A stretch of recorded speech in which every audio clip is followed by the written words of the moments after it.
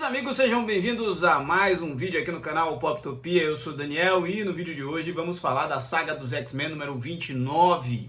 Você sabe que o canal Poptopia é a casa das sagas aqui na Gibisfera brasileira. Nós estamos falando de quase todas as sagas. E a saga dos X-Men chegou numa edição que é uma verdadeira encruzilhada, né? Bastante coisa vai acontecer nos próximos meses, mas o Chris Claremont separou aqui 6 edições para preparar o terreno para muita coisa que viria a se desdobrar no futuro com relação ao desenvolvimento da equipe mutante. Apesar de se chamar a saga dos X-Men, neste momento em específico, praticamente não existia uma equipe de X-Men. E essa é a parte da magia, né? Manter o interesse em histórias de personagens que não estão presentes na trama. Isso é coisas que só grandes escritores conseguem fazer. Eu já elogiei bastante o Chris Claremont na edição passada, e aqui eu vou apontar algumas outras oportunidades, né?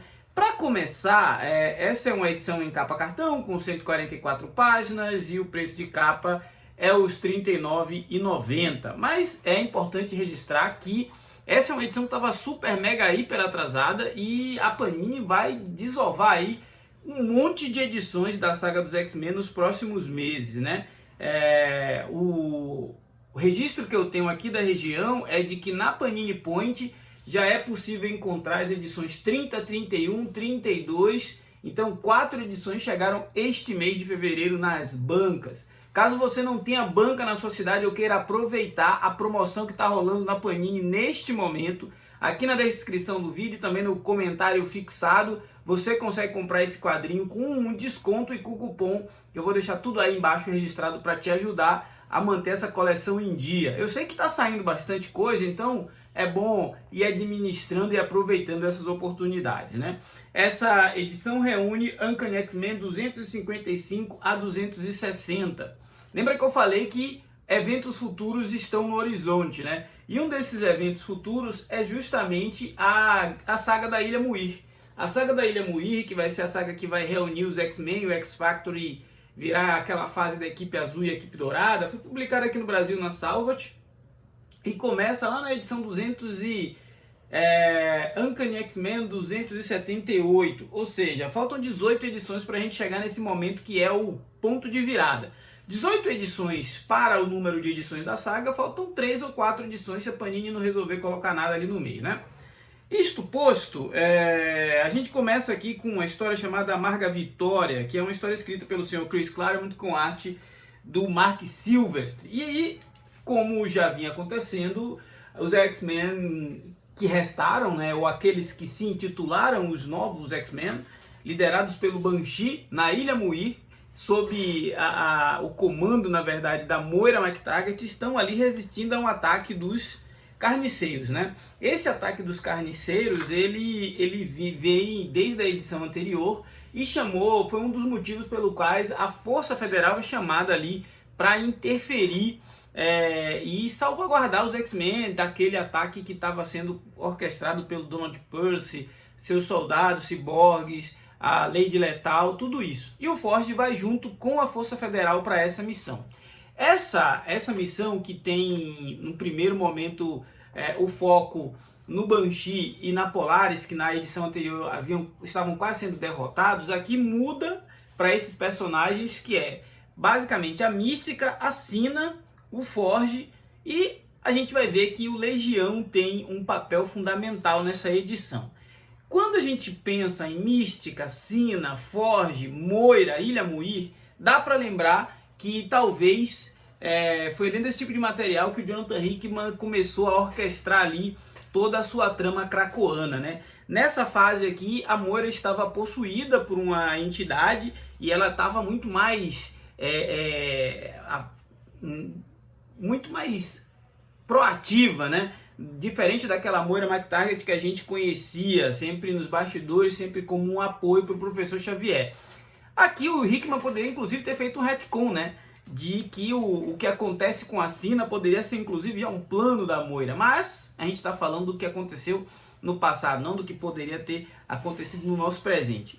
A missão vai servir para que o Forge se junte ao Banshee e que eles restabeleçam ali a motivação inicial de resgatar os X-Men, porque existe uma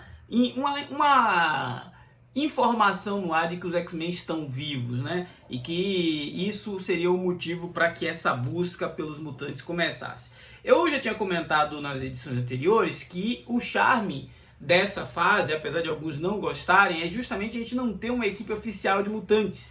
E isso abriu espaço para que o Chris Claremont fosse desenvolvendo diversos coadjuvantes nas suas inúmeras frentes, né? Como por exemplo o plot aqui, onde a Psylocke, depois de ter passado pelo Portal do Destino, acaba se transformando em uma ninja do tentáculo a serviço de Matsuo Tsurayaba, e que é um tentáculo ainda subserviente ao Mandarim, né? O Mandarim é aquele vilão que dava muito trabalho para o Homem de Ferro, e que aqui comanda o tentáculo e comanda o Matsuo, e mesmo assim eles conseguem fazer essa espécie de lavagem cerebral na Psylocke, na Elizabeth Bathory, que transforma ela em uma leal Lady Mandarim, né?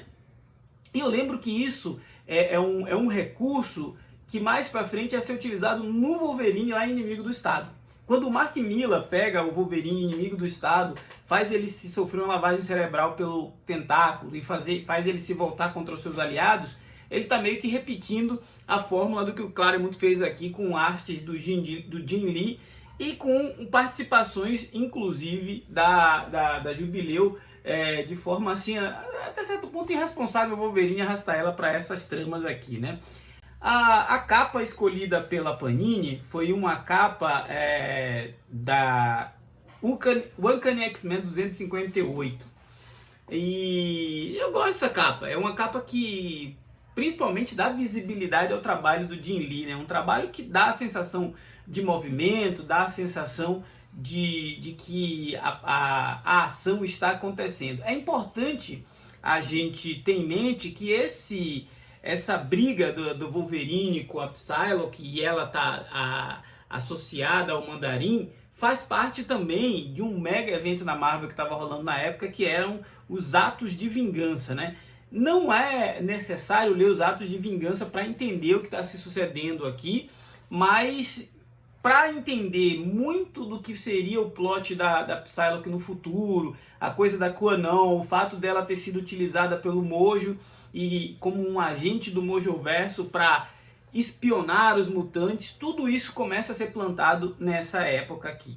É aqui também que a gente vai descobrir o que aconteceu com o Colossus depois que ele passou, né, pelo Portal do Destino, o que aconteceu com a Crystal, a inserção de Guido Carrozella e algumas coisas que estão acontecendo nos túneis dos Morlocks. Ou seja, a trama ela é bastante espalhada em diversas frentes, para daqui a pouco a gente cair em Programa de Extermínio. Programa de Extermínio deve ser o plot, né? Deve ser, não, vai ser o plot central das próximas edições da saga dos X-Men. E por um lado isso vai ser bom, porque a Panini já colocou em pré-venda, esse material já está pronto, né? E vai vir X-Factor junto nessas edições, para quem quiser ler o Programa de Extermínio, ter o material ali na íntegra e ter essa quase que conclusão da passagem desse lendário escritor que é o Chris Claremont à frente dos mutantes. Claro, para quem quer aventura, ação, uma equipe e tudo mais, essa não é a edição mais indicada, porque tá todo mundo desmobilizado.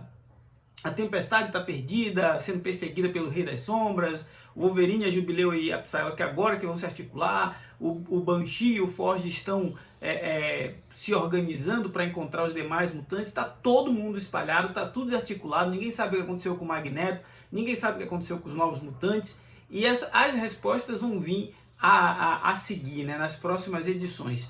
A saga dos X-Men deve, muito provavelmente, ser rebutada, né, passar a ter uma segunda temporada lá pelo número 35 ou 36.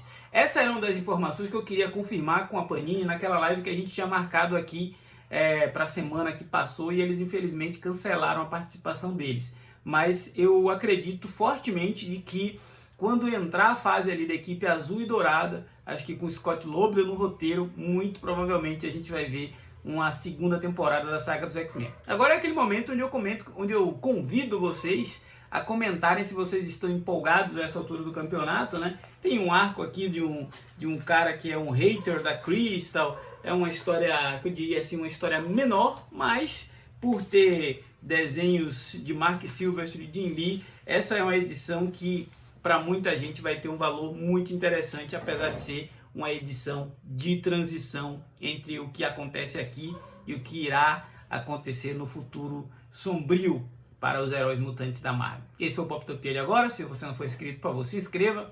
Afinal, meus amigos, falar de gibi é sempre muito bom. Um forte abraço. Até a próxima. Valeu!